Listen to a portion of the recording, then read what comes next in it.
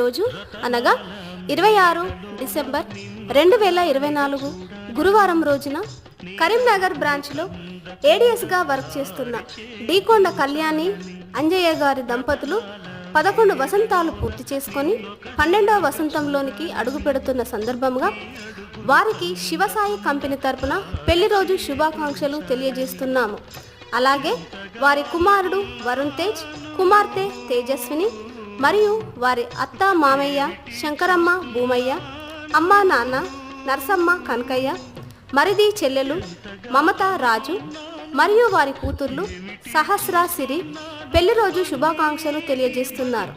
ఈ దంపతులు సుఖ సంతోషాలతో ఐశ్వర్యాలతో ఎల్లప్పుడూ కలగాలని కోరుకుందాం.